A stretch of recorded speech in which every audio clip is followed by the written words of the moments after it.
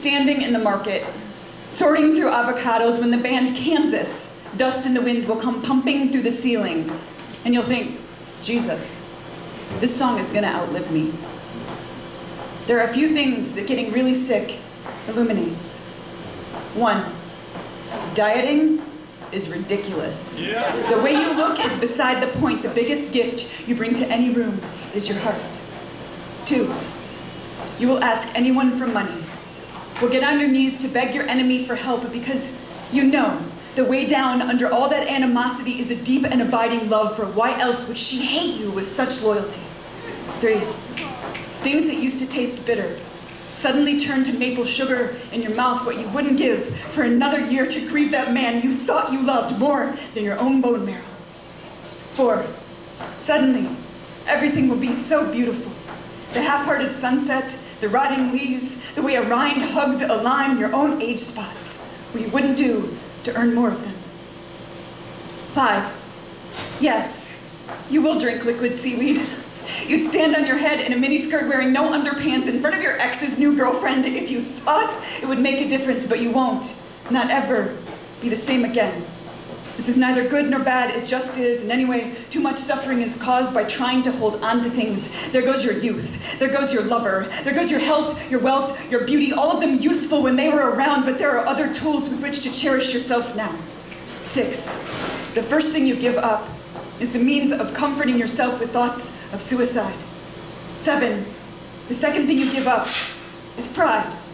And as you do, the world will come rushing forward. It is fucking hard to ask for help, but if you don't, you will never know how much you matter, or the fact that the only person who didn't love you enough is huddled inside your skin, ate your skin. Your skin is the biggest gift you were ever given. When the doctors first said, I might die soon, what surprised me is that I didn't wish I'd written more poems, or even told people I loved them. If I love you, you know. What I wished is that I'd seen more of the world. Let its salt stick to me. I've spent so much time in my head and in my heart that I forgot to live in my body. Maybe that's why she's in trouble now. I have been obsessed with achieving immortality through poetry. But when I was told in no uncertain terms that this rickety container has an actual expiration date, I knew that immortality is bullshit. So I left that hospital with a horse's dose of right fucking now. We don't get to take anything with us. And anything we leave behind is not 1 foot still in life, because once we are dust, we are literally for the wind. So on my agenda, with whatever time I have left, is joy. Because number 9, anticipatory grief, is absurd. When I'm dead, I won't be here to miss anything, and engaging in pre-missing seems like an indulgence. It's not that there isn't pleasure in weeping. Why else would we do it so much? But I've got oceans to float. I got lava to peep. I got a balcony in the south of France upon which to slow dance with a lover who I love down to the spaces between your eyelashes. Poems will happen because they are how I process life, but I will no longer mistake them for living. If there is any advice I would have to give to my formerly non-sick self, or maybe you, would be this: eat the avocados.